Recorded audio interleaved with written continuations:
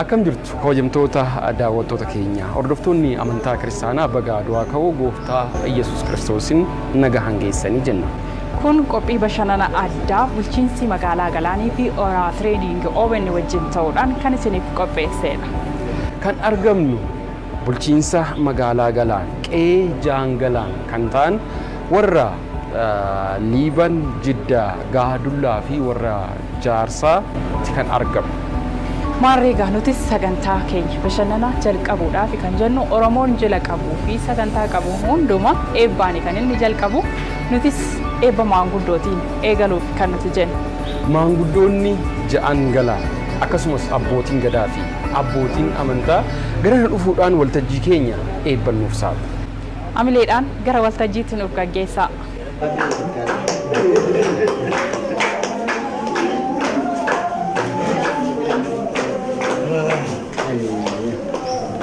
Nane bisana ofalcha ayyee waaqa uumamaa waaqa jechaan kan hundaa lafa jechaan kan hundaa 90 gabraa 9 booranaa 7 baareentummaa lafa gurraatti magraa waaqa gurraacha garaa garbaalee immoo garaa taliila tokkicha maqaa dhibbaa ajjeeftu gumaan baastu warra weellituun qabdu waaqayyo miilama bobbaafanne waaqayyo miilama bobbaafanne bobbaate tikseetiin xira godhi dadhallaaddu godhi malkaafitinsa godhi tulluu jaaba godhi waaqa tuulama sadeenii waaqa maccaaf tuulamaa waaqa tulluu 8 waaqayyo waaqa hora jahan galaa waaqa caffeetumaa lafa uumaa ganamaa waaqa odaa nabe waaqa odaa shananii waaqa gadaa shananii waaqa alangee shananii waaqa marcuma shananii waaqa waraana shananii waaqa bokkuu shananii waaqayyo guyyaa nagaan oolle halkan nagaan nu bulchu amaan gargar nu bulchu tolaa wajjin nu bulchu biyya teenya biyya nagaa godhi biyya teenya biyya araaraa nu godhi afaan keenyallee damma godhi garaa keenyallee aannan godhi eebbisaa nama godhi barsiisaa waaqa godhi xurii barsii nu baase gadaan roobaa nagaa biitti quufaa gabbin. Nan eebbisaa falcha hayyee waaqa ichaan kan hundaa gurraacha garaa garbaa immoo garaa taliilaa ajjeesee weellisu dhabee waaqatu kennee fixatu isaa malee diriirse qaama malee dhimmise waaqa bokkuu gurraacha uumte waaqa cincoo gurraatti uumte waaqa alangee shananii waaqa gadaa shananii waaqa bokkuu shananii waaqa odaa shananii waaqa hora jaanii waaqa tulluu 8 waaqayyoo miila afroo bobbaafanne miila lama bobbaafanne hidda allaaduu godhi malkaafitiisa godhi tiksee xinxira godhi saabii sassaabii nagaan nu galche waan galee gamera nu aansi galaanii biyya nagaa nu godhi nagaa dhugaa nu godhi eebbisaa nama godhi barsiisaa waaqa nu godhi xurii barsee gabaa nu baasi gadaa roobaa nagaa beeti quufaa gabbi oolchii nagaan nu galchi oolchii nagaan nu galchi waagale jalaa nu baasi walii galii nu toli biyya teenya biyya nagaa nu godhi afaan keenya walii damma godhi garaa keenya walii aannan godhi baraan nagaa nu godhi nagaa kan dhugaa nu godhi nu walii galii nu toli walii galtee nu kenni baraan nagaa nu godhi nagaan dhugaa nu godhi gufuu baraa jalaallee rabbi nu baasi afaan hin damma nu godhi garaan aannan nu godhi walii galtee nu kenni waaqni kunillee laafaa nagaa nu roobi bubbee hubannuu muri dirra sa'aa nu jiisi faana teenyallee nu jiisi.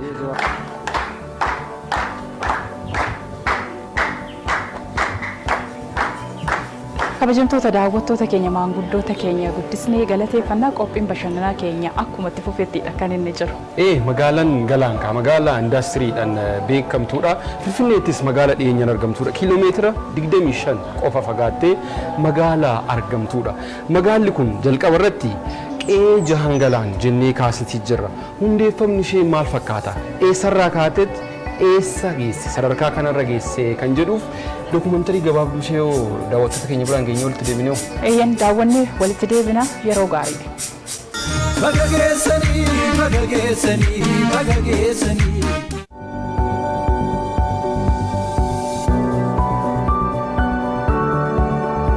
Magaalaan Galaan waggaa 13 dura akka hundoofte ragaan bulchiinsa magaalattii irraa arganne ni era. Galaan magaalaa giddu galeessa biyyattiitti argamtuudha. Magaalaa jireenyaafis ta'ee hojii daldalaa fi investimantiif filatamtuudha. Sirnoottan bulchiinsaa darban keessa hawaasa Oromoo hundarra dhiibbaan siyaasaa fi diinagdee gahaa turus gosa Oromoo tuulamaa keessaa warri Galaan miidhama guddaaf saaxilamaa turuun isaanii eenyuma jalaayyuu kan dhokate miti. Kanaaf immoo sababni babal'ifannaa lafaaf jecha gareen yeroon kenniteef gosa Oromoo Galaan irraa tooftaa tooftaa adda addaatiin lafa saamutti jabaachuu isaati. Kun garuu har'atti badhaadhaa abjuu ta'eera. Ijoolleen ja'an galaan Liiban, Jiddaa, Aabbuu, Ada'aa, Gaadullaa fi warri jaarsoo yookaan ilma jaarsaa warri jedhaman qe'ee isaanii guutumatti warra saamuuf hamoommataa turan waliin kokkee wal qabaa har'aan ga'aniiru. Har'a immoo dhalli isaanii qe'ee dhaalan kana sirnaan tiksuu fi misoomsuu irratti cichanii tokkummaan hojjetaa jiru. Magaalaan Galaan har'atti gandoottan 4 qabdi. Ganda Galaan, Caffeetumaa, Mareenoo fi Tulluu Gurraachaa jedhamu. Moggaasni maqaa gandoottan kanaas eenyummaa fi hundeeffama isaaniin hidhata qaba. Gosti Galaan ijoollee 6 Galaan keessaa hangafa. Gandi jalqabaa magaalattii keessatti hundeeffames kanaaf maqaa hangafticha ilmaan 6 Galaaniin moggaafame. Gandi Caffeetumaa jedhamu immoo ganda lammeessooti. Caffeentumaa lafa safuu fi safeeffannaa sirna bulchiinsaa Oromdurii sirna gadaan kan gargar baafaman miti. Caffeentumaa lafa dhugaan itti lallabamu, lafa seerri itti tumamu. Daangeffamni lafa safuu kunis magaalaa Galaan keessa waan ta'eef moggaasa maqaa gandaaf sababa ta'e. Gandi Mareenoo fi Tulluu Gurraachaa jedhamanis gandoottan magaalaa Galaan 4 keessaayi. Har'atti magaalaa Galaan keessatti hojiileen misoomaa adda addaa hawaasa fayyadan ijaaramaa jiru. Hawaasa amma dura Finfinnee jala taa'ee carraa barnootaa akka hin argamne godhamaa tureef manneen barnootaa ijaaruun dhala isaa boru hirkoo ta'uuf akka barsiifatuuf hojiin manneen barnootaa ijaaruu akka gaariitti hojjetameera. Jiraattonni magaalattii amma dura tajaajila fayyaa argachuuf magaalota ollaa deemaa turanis har'atti qe'eedhuma isaanii irratti dhibdee isaan mudatteef tajaajila yaala fayyaa akka argataniif buufataaleen fayyaa ijaaramaniiru. Ammas ijaaramaa jiru. Kanaan cinaatti hojiiwwan misoomaa magaalaa kan akka daandii gandoottan magaalattii walitti fidanii fi tajaajila bishaan dhugiitii hawaasaaf dhiyeessuun karaa fooyyee qabuun hojjetameera. Ammas hojjetamaa jira. Keessattuu hojiin babal'ina daandii koobilii fi bo'ii lolaan bishaanii akka magaalaa Galaanitti hojjetamaa jiru kan muuxannoo ta'u. Magaalaa Galaanitti qonnaan bulaa amma dura maqaa investimentii fi faayidaa nama yookaan garee muraasaaf jecha lafa isaarraa beenyaa xiqqaan gaggeeffamee fi gariin ammoo sodaachifamee ari'amaa ture deebisanii abbaa lafaa gochuuf hojiin qindoominaan hojjetamaa jirus waan jajamudha. Kun tooftaa qonnaan bulaan qabeenya isaa irratti akka abboomu fi irraa fayyadamu itti taasisanidha. Dhaloonni har'aa qe'ee abbootii isaan irraa dhaalan misoomsanii labata boriitti hirkoo tolchuuf hojiitti jiru. Kun gaafii seenaa fi seeraa boru dhufu jala baraaramuuf tola. Dhalootattis hundee horuudha.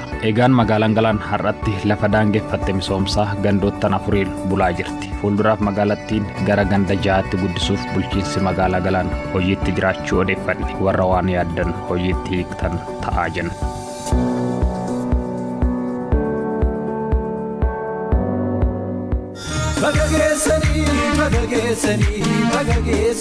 Kabajamtoota daawwattoota keenya ammas irra deebi'uudhaan hordoftoonni amantaa kiristaanaa baga ayyaana du'aa ka'uu gooftaa Yesuus Kiristoosiin isin ga'e jenna. Kun qophii bashannana addaa bulchiinsi magaalaa Galaanii fi Oraa Tireedingi OBN wajjiniin ta'uudhaan isiniif qopheessedha. Kanatti aansuudhaan ergaa bagattiin isin ga'e kan nuuf dhiyeessan kantiibaa bulchiinsa magaalaa Galaan Aadde Wayinisheet Gizaw gara waltajjiitti affeerra. Amileedhaan gara waltajjiitti nuuf simadha.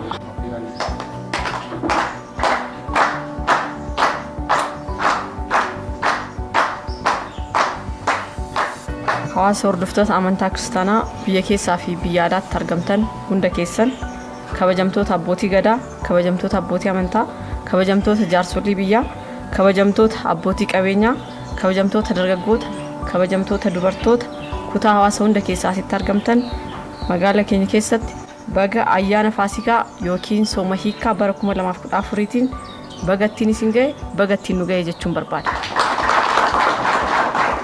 Ayyaanni kun kan nagaa, kan guddinaa, kan badhaadhinaa akka isiniif ta'u hawwii guddaan qaba. Magaalli keenya magaala giddugala investimantiiti jedhamteeti kan beekamtu. Kanaaf investimentoonni magaala keenya keessa jiran, kabajamtoonni abbootii qabeenyaa keenya, pirojektoonni amma qabatamaan hojii qabatamaa keessa jiran pirojektoota 176.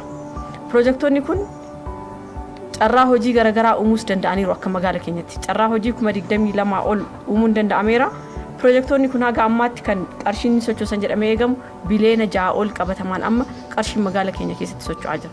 Carraa hojiis bal'aa uumuunis danda'ameera. Kana keessatti abbootiin qabeenyaa akka gaariitti hojii keessa jirtanii fi misoomaanis nu cinaa dhaabbattan. Magaala keenya guddisuu keessatti nu cinaa dhaabbattan baga geessan baga geenya isiniin jechuun barbaada. Kana qofa osoo hin ta'in magaalli keenya magaala giddugala industiriiti jedhamti. magaala giddugala industirii jedhamtu kana magaalli keenya magaala giddugala industirii qofa miti. Akkuma jalqaba ka'e magaalli keenya magaala aadaa fi seenaa Oromoo guddaa qabdudha.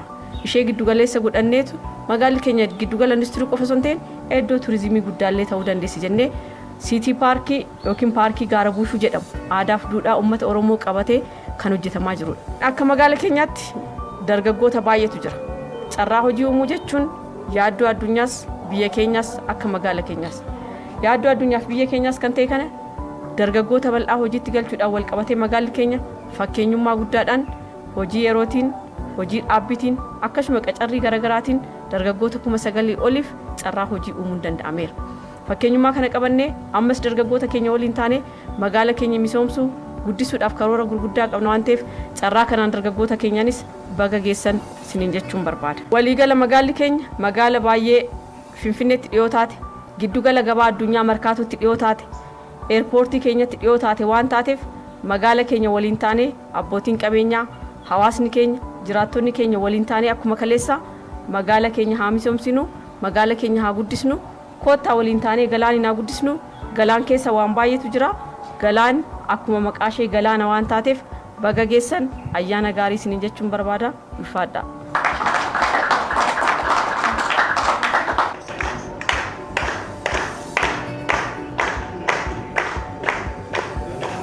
Kantiibaa bulchiinsa magaalaa Galaanaa Addooyin isheetti gizaa guddaa galateeffannaa kabajamtoota daawwattoota keenya duratti waan odeeffadhe moonet iddoo kana waan addaa wayiitu jira naan jedhan. Siinotoo nyaata nyaadhuurra booka dhugatoo jedhanii gaariidha. Ijji kee ergumannaa duraatti as ture asuma laata. Booka jaalata.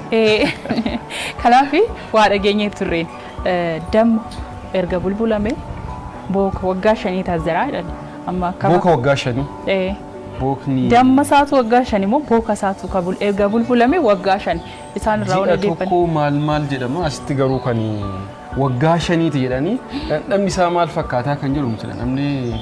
Kuni magaalli Galaan seenaa addaati magaala Galaaniitiif kanneen egaa anaafsitu hin beekne bakka biroos jiraachuu ni mala waggaa dheeraa turuu ni danda'a garuu anaafsiif isa jalqabaati.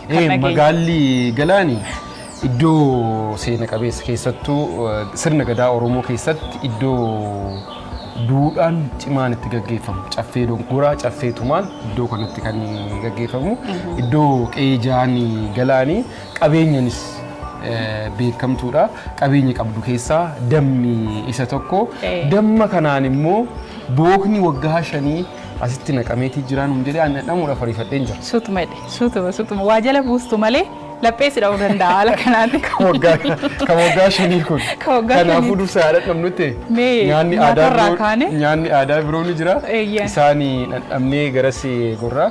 Mana nyaataa jiituti nyaata aadaa kanaasitti kan nuuf qopheesse isaan guddaa galatoomfannaa. Bookni kun immoo iddoo amma asitti argamne kana hoteela Biruuk jedhama isaantu qopheesse. Akkaataa kamiin hojjetamee kan jedhus booddee immoo keessa seennee tokko kan isaan irraan odeeffannaani egaa namni karaa dheeraa qaxxaamura Finfinneettis dhiyoodha nyaata aadaa isaa nyaadha har'a isa deemuu laata jedhee kana booda fuula isaa gara Galaanitti garagalfachuun in oolu. Ni yaadadhamu.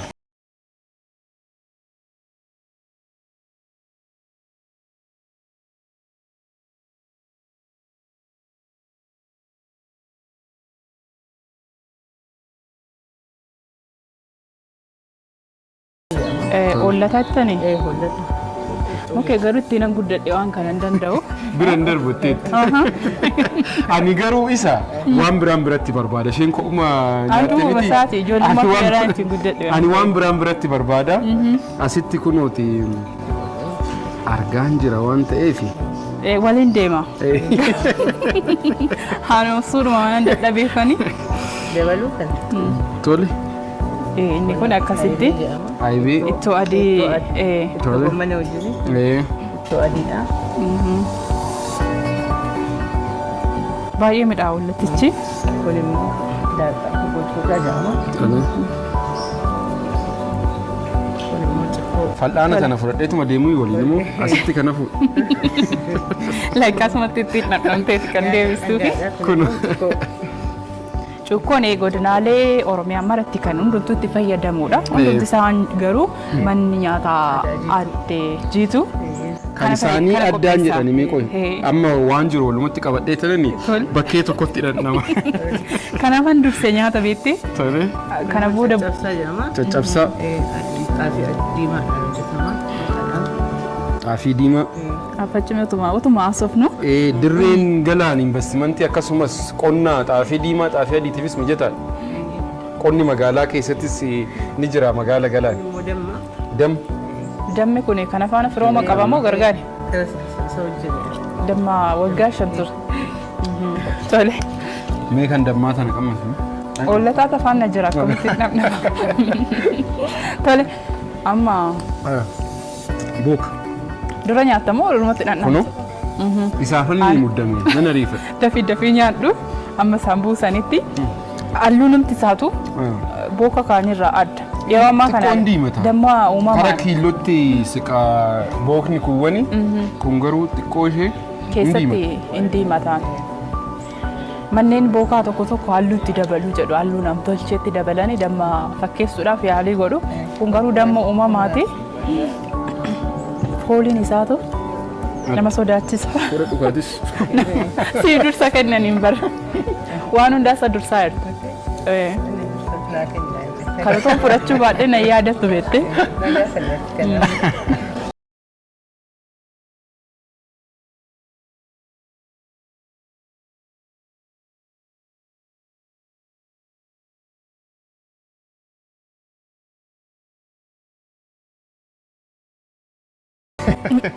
Baay'ee cima miti. Isa kana anaaf haara kan waggaa 5 dhandhamee too hin beeku tarii bakkeen dhaabbadhe kanatti waan kana yaallanii Taa'uun rakkisaa ta'uu danda'a waan ta'eef keenyatuma yaalla waan kana immoo akkaataa kamiini kan jedhu booddee baay'isteen dhugeeniiti kara keessaa seenneti kar booddee kan dhandhamnu ta'a. Keessummoonni keenyas nyaata aadaa mana nyaataa jiitu nuuf qopheessa kana karaa na koottatiin nuuf dhandhamaa isiniin jenna.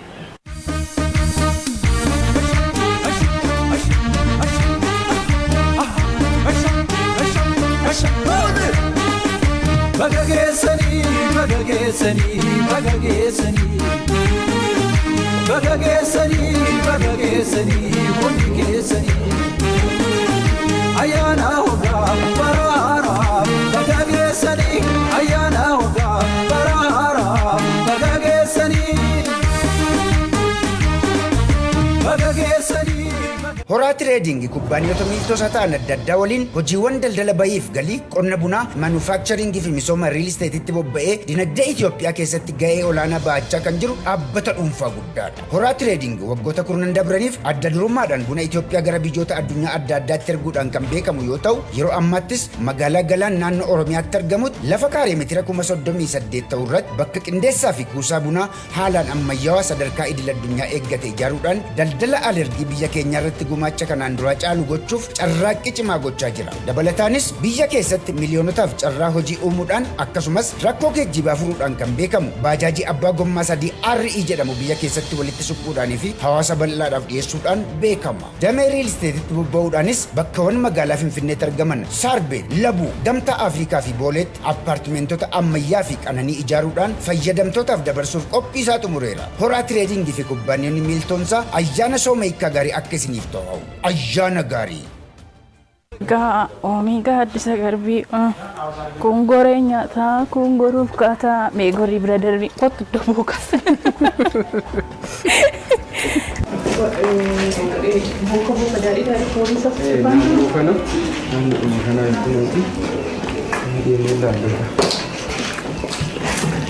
Maalidha inni kun akkuma jiru keessa jira?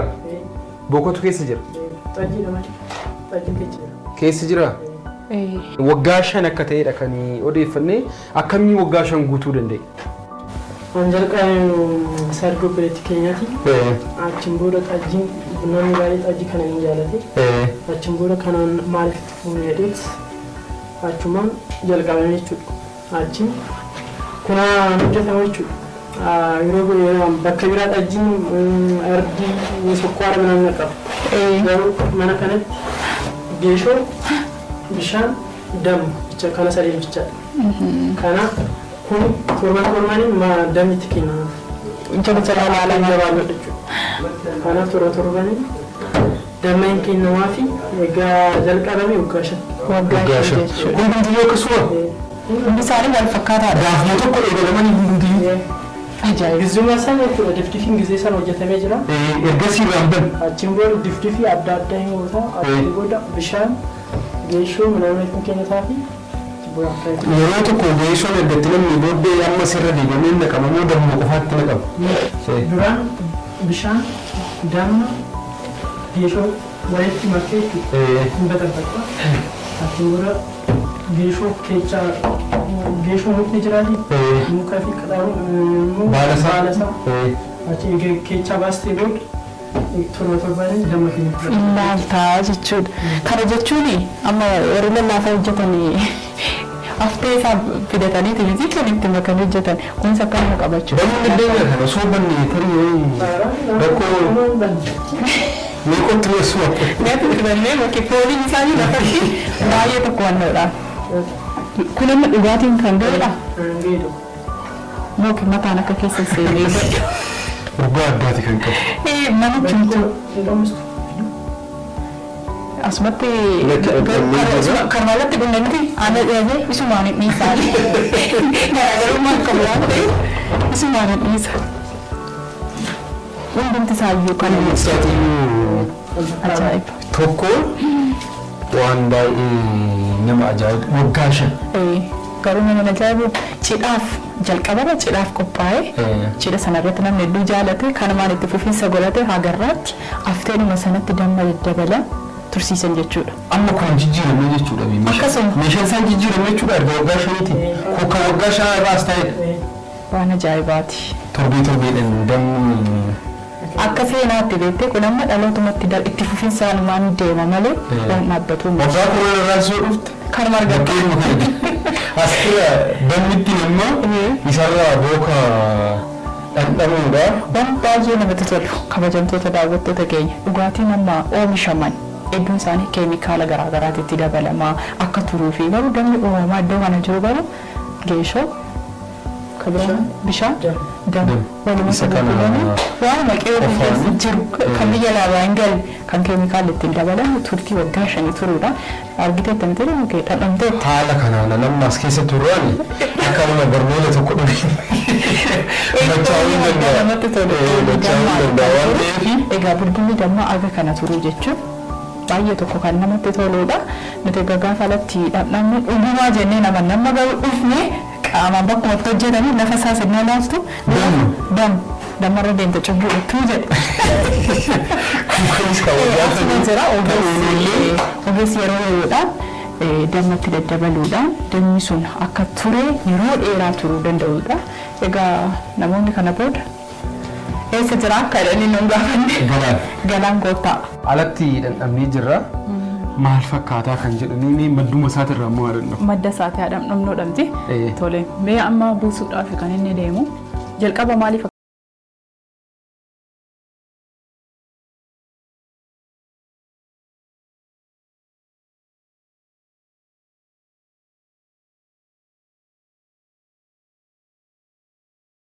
Sahalarra. Garaagarummaa hin qabu. Tole meeshaan qophaa'eera.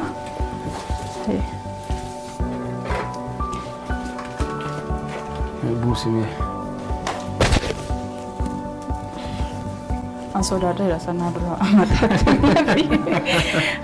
Lammata siisittaa. Hin guutiin. Anuma turan nama siisittaa.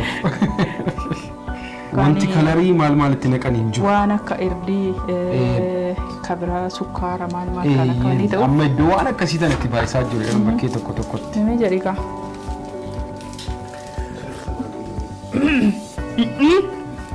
Oluma fiigaa akkamii. Maani mala qabaa malatti dhugan.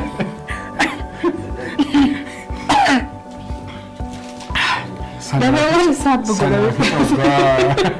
Nyaatanii of eeggannaadhaan mitiiree akka funyaan keessaa. Ogummaa isaa qabu natti himee lalamni ogummaa isaa beeku. Kunis of eeggannoodhuma akkasiiti. Meequ irra deebi'e. Kan inni barbaadu.